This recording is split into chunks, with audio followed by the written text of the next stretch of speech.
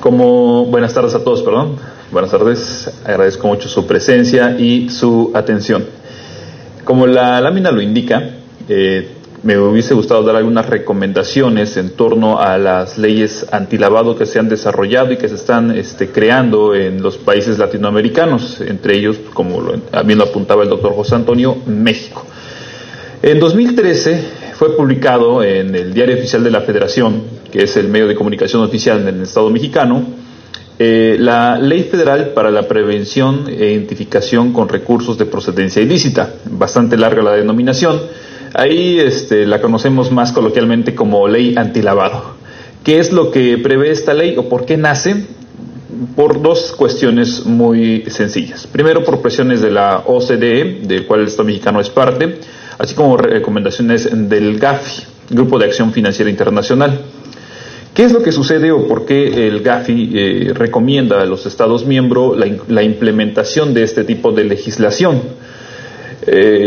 Nace o se rige por políticas establecidas por países desarrollados, países de primer mundo. Y los países del primer mundo, a diferencia de nosotros que nos encontramos en desarrollo, me refiero también a México, es que pues sus problemas son distintos también, ¿no? Los de ellos es el terrorismo, a ellos lo que les preocupa en gran medida y uno de los puntos de alarma fuertes es el terrorismo. Entonces el Grupo de Acción Financiera Internacional lo que procura evitar es que a través del lavado de dinero o de figuras de lavado de activos se financien a células de terrorismo internacional, ¿no? Ya sean por cuestiones sociológicas, políticas o religiosas. Eso es lo que se pretende en un primer momento. Sin embargo, atrayendo ese tipo de legislación a estados como el mexicano o el peruano, o en general países latinoamericanos, también resulta útil en otro sentido que no fue considerado inicialmente y que es precisamente el de la incorporación al sistema financiero de los recursos que se obtienen o que obtiene más bien la población económicamente activa que se encuentra en la informalidad y que era precisamente lo que comentaban hace un momento los maestros Marcos Campos, el maestro José Antonio y el maestro Álvaro Bocanegra, ¿no? El gran problema que tenemos en Latinoamérica en torno a la informalidad. Bueno, esta ley, que es para efectos prácticos llamarla ley antilavado, limita un poco la acción de ese sector informal respecto de los bienes o de los activos o del capital del que se hace a través de esa actuación económica informal. No muchas veces deriva propiamente de actividades de delincuencia organizada, como lo es en el caso de México. En México tenemos un problema bastante fuerte con el tema del trasiego de estupefacientes, drogas. En general el narcotráfico es un problema muy muy fuerte, no solamente económico, sino de seguridad a nivel estado. Entonces, esta ley lo que prohíbe o lo que ataca en un primer momento son diversas figuras o actos económicos que los particulares realizan para incorporar al sistema financiero cantidades que se obtienen o montos o activos que se obtienen propiamente con esas actividades ilícitas. Y ustedes me van a decir, oye, pero es que hay de actividades ilícitas a actividades ilícitas, ¿no? No es lo mismo un narcotraficante que aquel que tiene un puesto en la calle y vende determinado souvenir, por ejemplo, ¿no? Bueno, para efectos de esta ley, las multas y las sanciones que impone, sí lo es. ¿Ok? Ojo con ello. Ya está poniendo al mismo nivel ese tipo de actuaciones y no es para menos. El problema de la informalidad, como ya lo explicaron hace un momento, genera un déficit en el Estado que debe atacarse y no lo van a poder solucionar a través de convencer al contribuyente de que se implemente o se incorpore al sector formal. Entonces, este tipo de leyes que han resultado auxiliares sirven para ello. Miren, el contenido del material que compartimos con ustedes y que seguramente si desean adquirirlo van a poder pasárselos, ahí van a ver un medio de comunicación, tal vez un correo electrónico para que se los hagan llegar.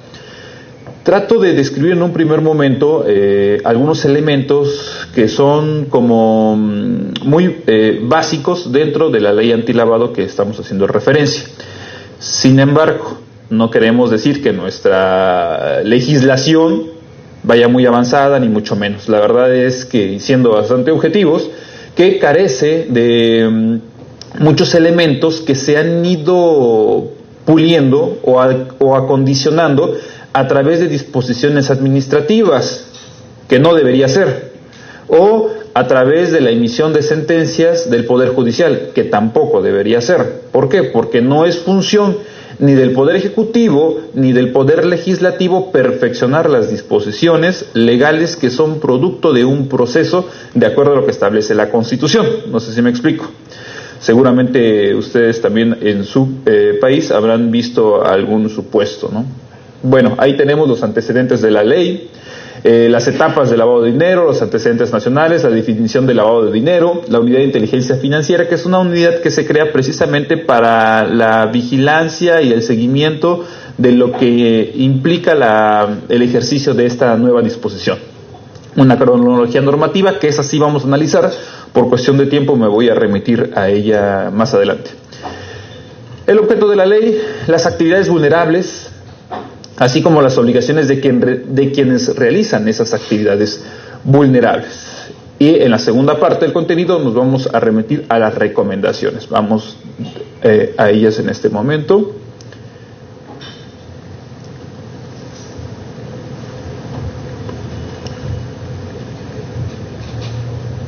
Aquí las tenemos. Como les decía, voy a tomar como punto de partida esta cronología normativa en la materia antilavado. El 17 de julio de 2013 entra en vigor la Ley Federal para la Prevención de Operaciones con Recursos de Procedencia Ilícita. Posteriormente a esta se publican las reglas de carácter general. Ya estamos viendo la parte reglamentaria de la disposición legal. Asimismo se publican los anexos para el alta y la presentación de los avisos antilavado. Esto es el 30 de agosto de 2013. Posteriormente, el 1 de septiembre, entra en vigor la ley, porque si nos retrotraemos al 17 de julio, en sus disposiciones transitorias vamos a encontrar la vacatio legis. Entonces, formalmente entra en vigor hasta el 1 de septiembre de 2013 y posteriormente entra el inicio de las obligaciones de presentar avisos de la ley antilavado. Esto es básicamente lo que conforma ese núcleo normativo de disposiciones legales y normativas en contra del lavado de activos. Ahora, como tal, ya les había platicado de la función que esta ley tiene dentro del sistema jurídico mexicano, que no es solamente evitar que se realicen actividades con recursos de procedencia ilícita, sino también presionar un tanto al contribuyente para que se pase al sector formal, ¿no? ¿Esto a efecto de qué? Bueno, porque muchos de los actos que regularmente realiza un contribuyente, o bueno, más bien un gobernado que se encuentra en el sector informal, son comunes a todos los demás. Por ejemplo, ¿no? Cuando se hace de ciertos fondos, de cierto capital, lo primero que busca es formalizar su patrimonio a través de la adquisición de un bien inmueble, por ejemplo. Lo que hace la ley antilavado es limitar la adquisición de bienes inmuebles, de automóviles, joyas, embarcaciones, aeronaves, hasta cierto monto en efectivo. Ok, sí puedes realizarlo, pero hasta cierto monto, limitándolo en una gran medida, ¿no? Esto para efectos ¿de qué? De que la operación en sí misma por la adquisición de los bienes que les comento se realiza a través del sistema financiero. Emisión de cheques, tarjetas de crédito, débito, transferencias, ese tipo de situaciones. ¿Por qué? Porque los capitales que se encuentran dentro del sistema financiero son rastreables. No sé si me estoy explicando. Cuando un gobernado que se encuentra en el sector informal realiza sus actividades económicas, el 99% de las veces lo va a realizar a través de efectivo, ¿no? Y lógicamente ese efectivo no lo puede declarar puesto que no se encuentra dado de alta en su sistema de contribuciones. En consecuencia, su haber patrimonial va a ir creciendo, pero solamente en efectivo. Cuando quiera diversificar la adquisición de bienes o de servicios, es donde se va a encontrar el problema con la entrada en vigor de esta ley. Porque te va a decir, ok, sí puedes realizar ese tipo de actos, pero solamente puedes pagar en efectivo una pequeña fracción de ese bien o de ese servicio. Es más, hasta un reloj, un anillo, un diamante, todo ese tipo de joyas ya están limitadas en su adquisición. Y es ahí donde el gobernado se ve presionado, ¿no? Porque si bien es cierto, tiene la capacidad económica para poder adquirir esos bienes, formalmente no puede hacerlo, ¿no? Entonces ahí es donde entra en esa disyuntiva de qué hacer, cómo manejar esto. Precisamente es ahí donde entra la función tributaria de la ley antilavado. Obligar al contribuyente a que se dé de alta y pueda realizar este tipo de actividades sin ningún problema. Lógicamente, pagando las contribuciones que esto lleve implícito. Bueno, hasta aquí todo está bien y es una ley, pues, benéfica en todo sentido, da certeza al contribuyente, da certeza al gobernado, le da a las autoridades administrativas la pauta para poder presionarlo y en consecuencia también poder sancionarlo en el caso de incumplimiento. Aquellos que venden ese tipo de bienes o prestan el tipo de servicios que están señalados en la ley antilavado, también tienen certeza jurídica respecto de lo que están haciendo y con quién están realizando operaciones, es decir, a quién están vendiendo o prestando servicios. Y de todo hasta ahí se encuentra en perfecto orden, no hay ningún problema. Entonces, ¿en qué consiste la recomendación que quiero comentar con ustedes? En algo muy simple. Como les decía, esta norma, como muchas otras, no es una norma perfecta. Adolece de muchas circunstancias y eso deriva propiamente de la forma en la que nació en México. Nació al vapor, por presión internacional y básicamente basados en un borrador que regularmente recomienda el Gafi en su implementación. No se modificó en gran medida. Entró a un proceso legislativo que fast track fue aprobado. Bueno, esto es tierra fértil para las autoridades administrativas que a través de ese tipo de lagunas pretenden extender sus facultades. Previo a la charla que tenemos en este momento, ya habían comentado por ahí un pequeño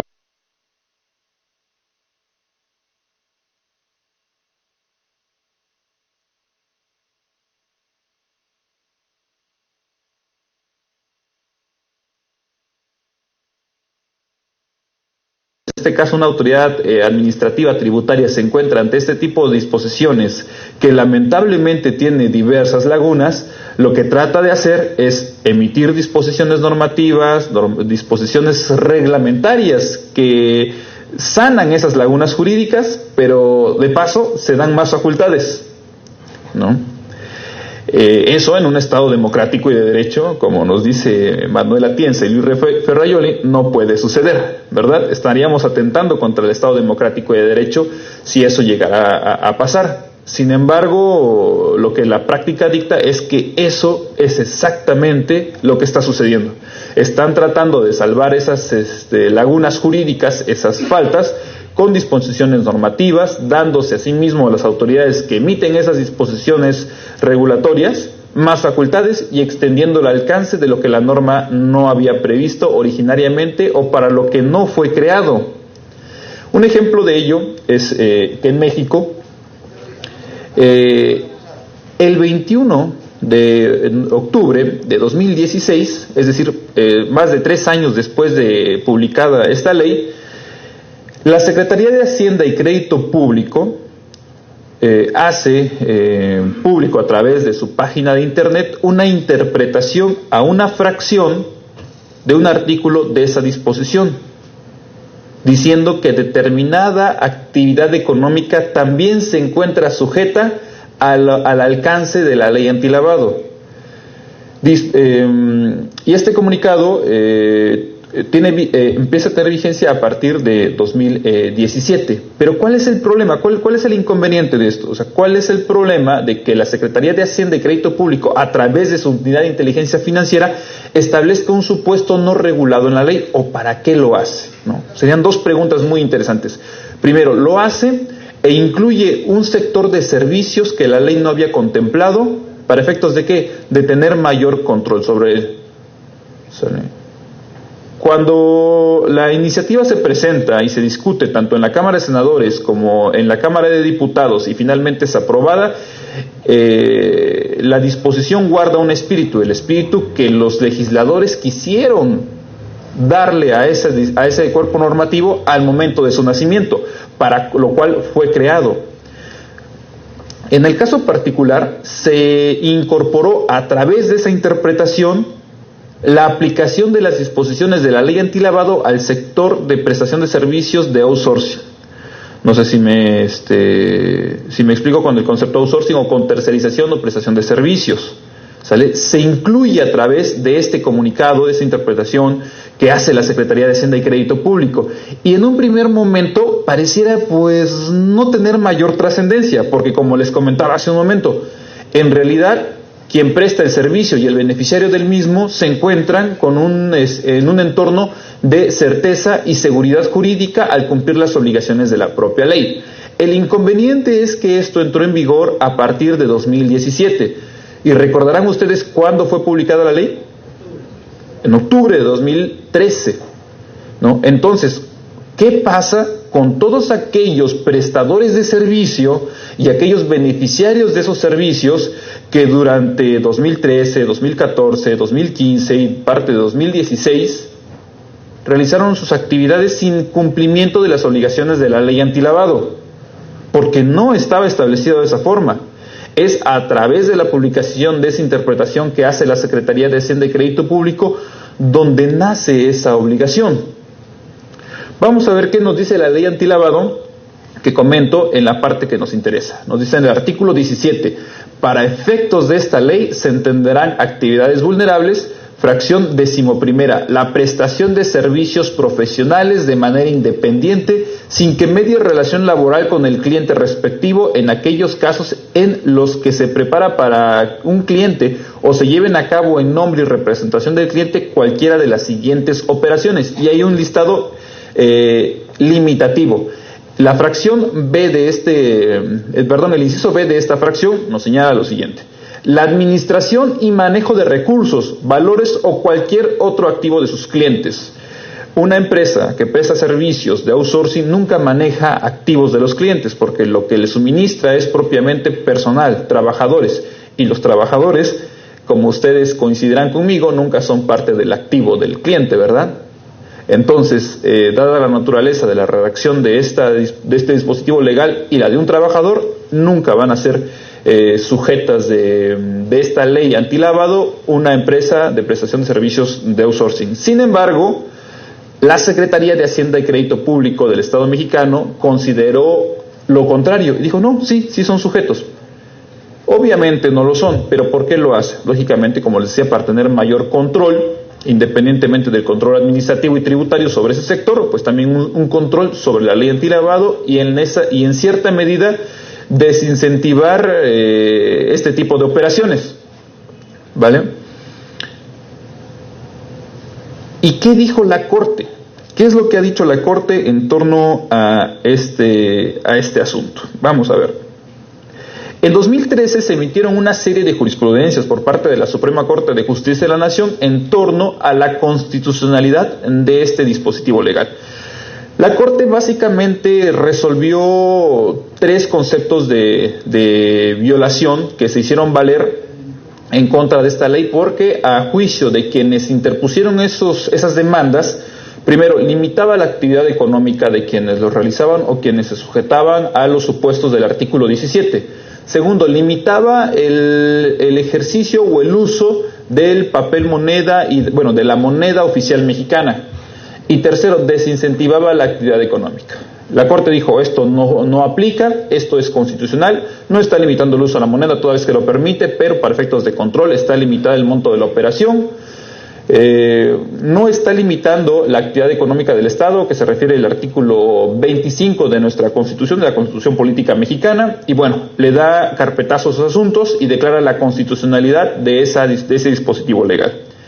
Sin embargo, en torno a la naturaleza de las publicaciones que hace de la Secretaría de Hacienda y Crédito Público, nace esta jurisprudencia. El rubro de este criterio es el siguiente. Prevención e identificación de operaciones con recursos de procedencia ilícita. El artículo 4 del reglamento de la Ley Federal relativa, al establecer que corresponden al Servicio de Administración Tributaria diversas facultades de control y vigilancia de las personas que realizan actividades vulnerables, no contraviene los principios de reserva de ley y subordinación jerárquica. Ojo con lo que dijo la Corte.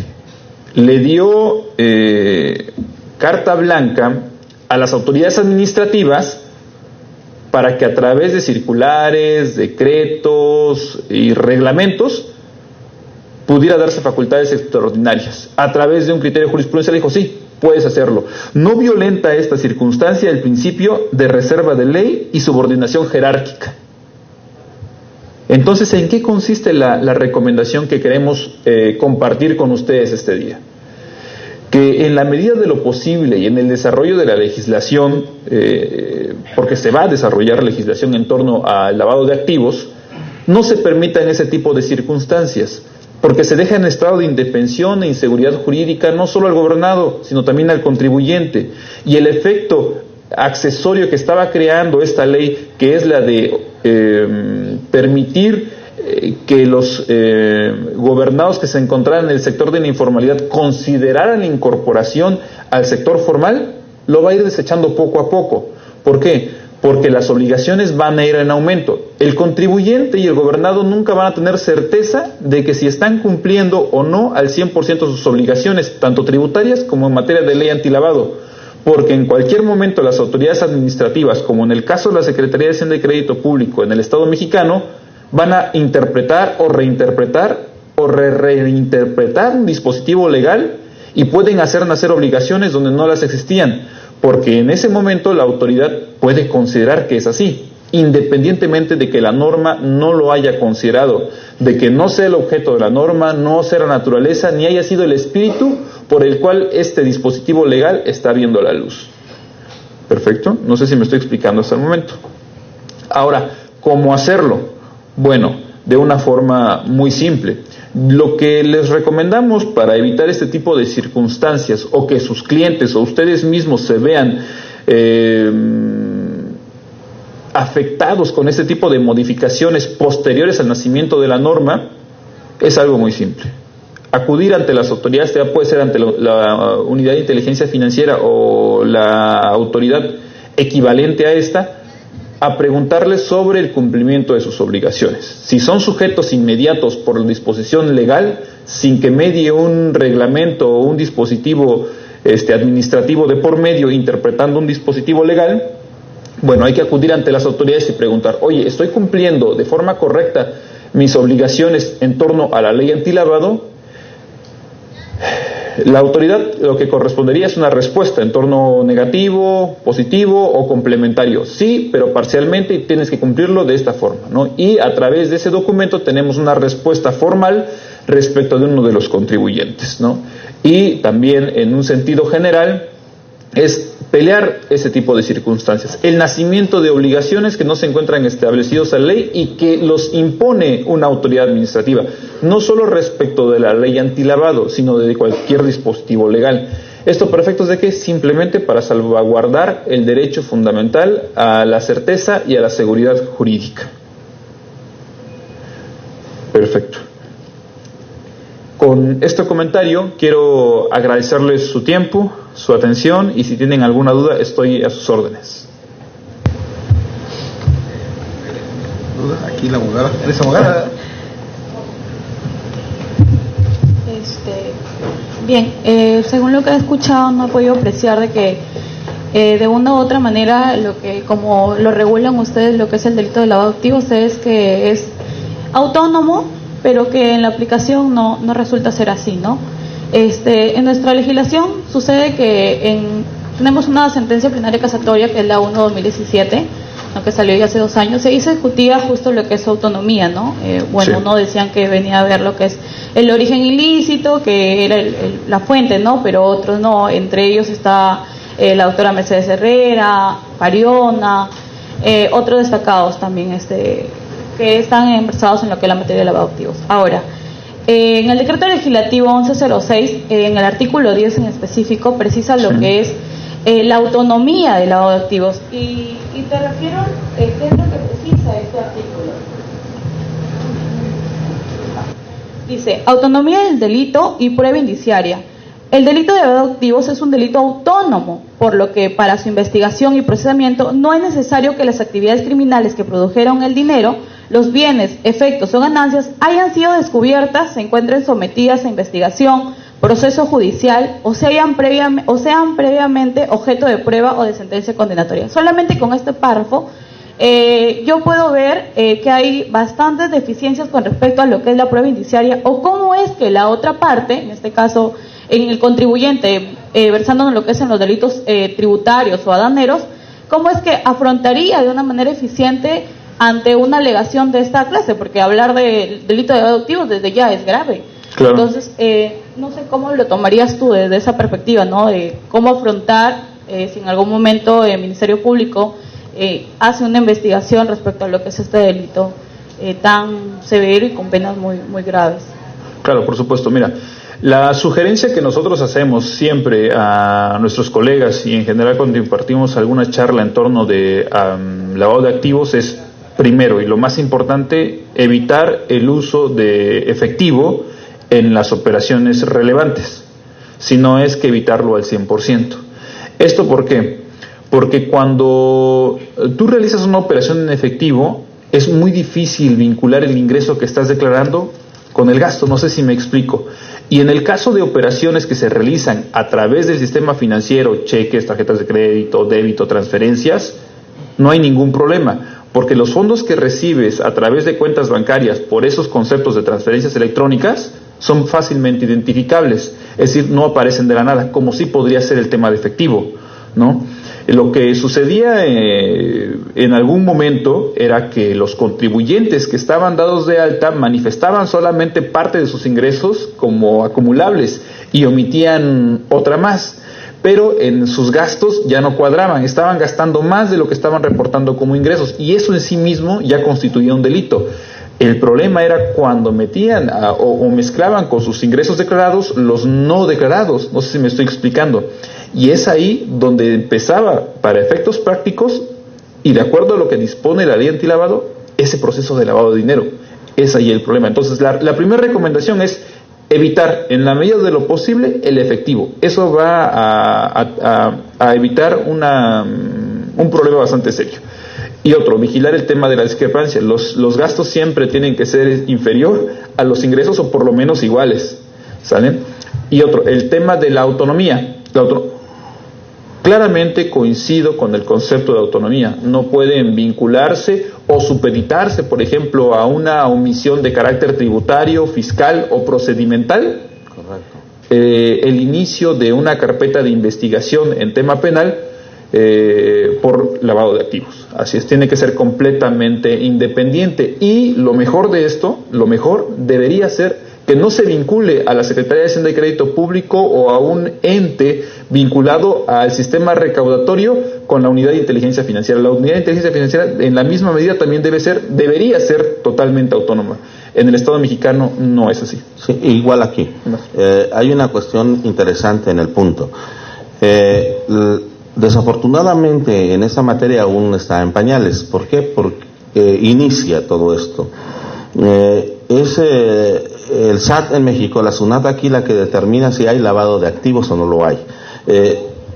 En la primera revisión y remite a la unidad de inteligencia financiera o a la unidad correspondiente que va a hacer la investigación. Luego de donde, en apariencia hay una autonomía, en apariencia, pero no lo es. ¿Por qué? Porque primero determinan un fraude fiscal y luego determina un lavado de activos. Y eso no puede ser, no son vinculantes. Como bien lo dice la norma, es autónomo. Luego de donde no puede juzgarse por defraudación fiscal y por vía de lavado de activos al mismo tiempo. Si no hay defraudación fiscal, no puede haber lavado de activos, ¿de acuerdo? O hay defraudación fiscal y hay lavado de activos, o no hay ninguna de las dos. Eso es totalmente cierto. ¿Por qué razón? Porque si no has pagado los impuestos, obviamente es porque hubo un lavado de activos. ¿Mande? O una evasión podría ser. Por eso, pero es un lavado de activos. Claro. ¿Sí? O sea, hay un lavado de activos. Pero si pagaste los impuestos, no puede haber un lavado de activos. ¿Sí me explico? Entonces ahí hay una cuestión bastante interesante